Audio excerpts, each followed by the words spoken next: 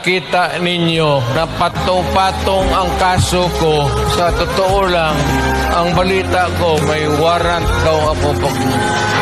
Matagal na akong hinahabol ng mga putang ina. Ano man ang kasalanan ko na ginawa ko man ang lahat sa panahon ko para may konting katahimikan at mapayapa ang buhay ng Pilipino.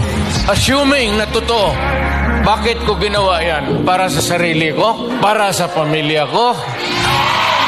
Para sa inyo at ang inyong mga anak sa ating bayan. Bakit? Tumahimik ba ang bayan natin kung